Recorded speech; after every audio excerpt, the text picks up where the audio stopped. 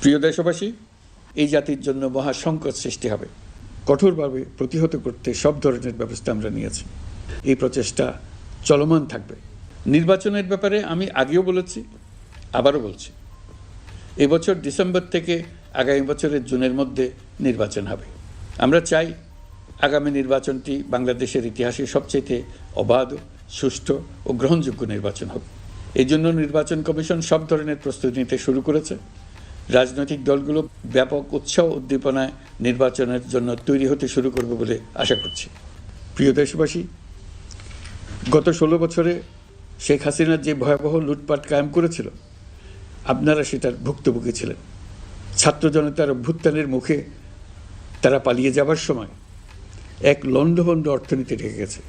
এই পরিস্থিতিতে দায়িত্ব নেবার পর অর্থনীতি পুনরুদ্ধারের জন্য অন্তর্বর্তী সরকার নানা উদ্যোগ নিয়েছে। ব্যাংকিং খাতে শৃঙ্খলা ফিরেছে।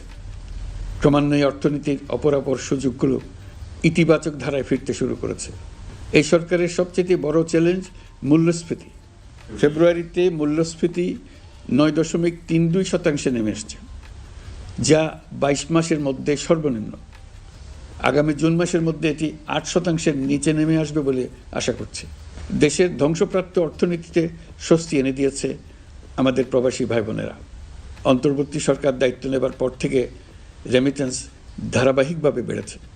ফেব্রুয়ারি মাসে রেমিটেন্স প্রবাহ রেকর্ড গড়েছে, প্রায় 25% বৃদ্ধি পেয়ে $2.5 বিলিয়ন পৌঁছেছে। রেমিটেন্স যোদ্ধারা আমাদের দেশের অর্থনীতি গড়ার বীর সৈনিক। তাদের জন্য প্রক্রিয়াগত যেসব বিষয় রয়েছে সেগুলো সহজ করে দেওয়া আমাদের দায়িত্ব। তারা যেন ভোগান্তির শিকার না হন, দূতাবাস যেন ঠিকমতো কাজ করে, এটি নিশ্চিত করার জন্য আমরা ব্যবস্থা নিয়েছি। আগামী নির্বাচনে যেন তাদের ভোটাধিকার দিতে পারি, সেজন্য কাজ করছি। পলাতক সরকারের আমলে চট দখলের মতো দেশের ব্যাংকগুলো দখল করে নেওয়া হয়েছিল। আমানতকারীর টাকাকে তারা নিজেদের ব্যক্তিগত টাকায় রূপান্তরিত করে ফেলেছিল। অন্তর্বর্তী সরকারের অন্যতম কাজ ছিল ব্যাংকিং ব্যবস্থায় আস্থা ফিরিয়ে আনা, আমানতকারীর স্বার্থ রক্ষা করে নিয়ম শৃঙ্খলা প্রতিষ্ঠা করা, হিসাবপত্রে বিশ্বাসযোগ্যতা স্থাপন করা। ব্যাংকিং ব্যবস্থায় আস্থা প্রতিষ্ঠা করা গেছে।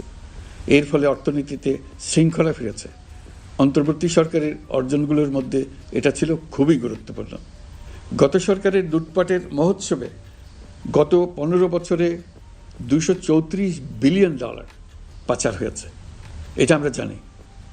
কত রকমভাবে পাচার হয়েছে তাও জানার বিষয়। অভিনব এক একটা পদ্ধতি ছিল।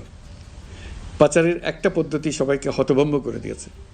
এই পাচার হয়েছে বিদেশে অধ্যয়নরত সন্তানের কাছে টাকা পাঠানোর নামে। তিনি সন্তানের লেখাপড়ার জন্য এক সেমিস্টারের অর্থাৎ 3 মাসের খরচ বাবদ অফিসিয়াল ব্যাংকিং চ্যানেলে পাঠিয়েছেন $3.33 লক্ষ, অর্থাৎ প্রায় 400 কোটি টাকা। পাচারের এর চাইতে বেশি তাক লাগানো পন্থা আর কি আছে, তার কোনো সীমা আছে বলে আমার মনে হয় না। আইন, নিয়ম, নীতির জায়গায় যখন হরিলুট প্রতিষ্ঠিত হয় তখন এমন সব কিছুই সম্ভব। এই অর্থ পাচারকারীদের দ্রুত আইনের আওতায় নিয়ে আসার লক্ষ্যে ইতিমধ্যে আন্তর্জাতিক তৎপরতা জোরদার করা হয়েছে। প্রিয় দেশবাসী, অন্তর্বর্তী সরকার পৃথিবীর বিভিন্ন দেশের শীর্ষস্থানীয় বিনিয়োগকারীদের সঙ্গে নিয়মিত বৈঠক করে যাচ্ছে। ইতিমধ্যে DP World, Singapore PSA, AP Moller Maersk কয়েক বিলিয়ন ডলারের বিনিয়োগের প্রস্তাব করেছে। অন্তর্বর্তী সরকার দায়িত্ব গ্রহণের পর থেকেই স্বতঃস্ফূর্তভাবে পৃথিবীর সকল সরকার আমাদের প্রতি বন্ধুত্বের হাত বাড়িয়ে দিয়েছে। এটা শুরু হয়েছিল গত সেপ্টেম্বরে জাতিসংঘের বার্ষিক বৈঠকে। আপনাদের মনে আছে বিশ্বের সরকার প্রধানরা কীভাবে আমাদের সঙ্গে আগ্রহ নিয়ে দেখা করতে এগিয়ে এসছে। তারপর থেকে যে কোনো সম্মেলনে গিয়েছি, দেখেছি আন্তর্জাতিক নেতৃবৃন্দের আগ্রহ কীভাবে ক্রমেই বেড়ে চলেছে। জানুয়ারি মাসে সুইজারল্যান্ডের ডাভোসে গিয়েছিলাম। এই সম্মেলনে 47টি পৃথক ইভেন্টে আমার অংশগ্রহণ করতে হয়েছে। বিভিন্ন দেশের সরকার প্রধান, মন্ত্রী, বিশ্ব বাণিজ্যের নায়করা, জাতিসংঘের মহাসচিব, জাতিসংঘের বিভিন্ন সংস্থার প্রধানদের সঙ্গে বৈঠক করেছে। তারা আমাদের পাশে থাকার জন্য আন্তরিক আগ্রহ প্রকাশ করেছেন। সম্প্রতি আমি সংযুক্ত আরব আমিরাতে গিয়েছিলাম। তারা বিগত সরকারের সময় আমাদের ভিসা বন্ধ করে দিয়েছিল। আমরা সেই দেশের ভিসার দরজা খোলার চেষ্টা চালিয়ে যাচ্ছি। তারা আশ্বাস দিয়েছেন তাদের দিক থেকে সকল আনুষ্ঠানিকতা সম্পন্ন করে ভিসার দরজা উন্মুক্ত করবেন। আমি আশা করছি সেটা দ্রুতই উন্মুক্ত হবে। আমি সংযুক্ত আরব আমিরাতকে আমাদের দেশে শিল্প কারখানা গড়ে তোলার জন্য একটি শিল্পাঞ্চল করার প্রস্তাব দিয়েছি। তারা এই বিষয়ে আগ্রহ জানিয়েছে। শিল্পাঞ্চলে 2টি কাজ দিয়ে তারা শুরু করবে, এই জন্য কথাবার্তা শুরু হয়েছে। প্রথমে মুসলিম বিশ্বে সরবরাহের জন্য একটি হালাল গোশত প্রক্রিয়াজাত করার কারখানা করবে। এরপর মৎস্য প্রক্রিয়াজাতকরণের জন্য কারখানা স্থাপন করবে। তারা আমাদের নতুন সামুদ্রিক বন্দর পরিচালনা করার জন্যও আগ্রহ জানিয়েছে। প্রিয় দেশবাসী, বিশ্ব মানচিত্রে বাংলাদেশকে অনন্য উচ্চতায় নিয়ে যাওয়া আমাদের অন্যতম লক্ষ্য। এই লক্ষ্যে আমরা আসিয়ানের সদস্য হিসেবে যোগদান করার বিষয়ে আগ্রহের কথা জানিয়েছি। এই বছরের শুরু থেকেই মালয়েশিয়া আসিয়ানের চেয়ারম্যানের দায়িত্ব গ্রহণ করেছে। মালয়েশিয়ার মাননীয় প্রধানমন্ত্রী আনোয়ার ইব্রাহিমের সঙ্গে এই বিষয়ে কথা হয়েছে। তিনি আমাদের আবেদনের প্রতি সমর্থন জানিয়েছেন, আমাকে মালয়েশিয়া সফরের আমন্ত্রণ জানিয়েছেন। আমি এই আমন্ত্রণ গ্রহণ করেছি। মালয়েশিয়া রোহিঙ্গা সমস্যা সমাধানের জন্য জাতিসংঘের সম্মেলন আয়োজনের দায়িত্ব নিয়েছে। আমাদের দেশ থেকে শ্রমিক নিয়ে যাবার ব্যাপারে যে সমস্ত সমস্যার সৃষ্টি হয়েছিল সবগুলো সমাধানের জন্য আন্তরিকভাবে তারা কাজ করছে। আগামীকাল 4 দিনের সফরে আমি চীন যাচ্ছি। প্রেসিডেন্ট শি জিনপিংয়ের সঙ্গে আমার বৈঠক হবে। চীনের বড় বড় ব্যবসায়িক প্রতিষ্ঠানের সিইওদের সঙ্গেও বৈঠক করব। পৃথিবীর সর্ববৃহৎ চাইনিজ সোলার প্যানেল নির্মাতা প্রতিষ্ঠান লংজি বাংলাদেশে কারখানা স্থাপনের আগ্রহ জানিয়েছে। আমরা তাদের সঙ্গে কাজ করছি। এছাড়া প্রযুক্তিগত সহায়তা, মেডিকেল সহায়তা, স্বল্প মূল্যে চিকিৎসা সহ অন্যান্য বিষয়ে আলোচনা হবে। তারা আমাদের দেশ থেকে আম, কাঁঠাল ও পেয়ারা আমদানি করতে চায়। এটা খুব দ্রুতই শুরু হবে। এই সফরের মধ্য দিয়ে আমাদের 2 দেশের সম্পর্ক ঘনিষ্ঠতর হবে। আমি বরাবরই বলে এসেছি, আমরা মহা সৌভাগ্যবান এক জাতি। পৃথিবীর মানচিত্রে আমাদের অবস্থানের কারণে বাংলাদেশ, ভারত, নেপাল ও ভুটান, দক্ষিণ এশিয়ার এই 4টি দেশ মিলে একটি যৌথ অর্থনীতি গড়ে তুলতে পারলে 4 দেশই লাভবান হবে। নেপাল ও ভুটান আমাদের জলবিদ্যুৎ দিতে অত্যন্ত আগ্রহী, আমরাও নিতে আগ্রহী। বাংলাদেশের শিল্পাঞ্চল গড়ে তুলতে এর কোনো বিকল্প নেই। আমাদের রয়েছে এক বিস্তীর্ণ মহাসাগর। ভৌগোলিক অবস্থানগত কারণে আমাদের সামনে বিরাট অর্থনৈতিক সুযোগ এনে দিয়েছে। কুমিরা থেকে টেকনাফ পর্যন্ত দীর্ঘ উপকূলভূমি।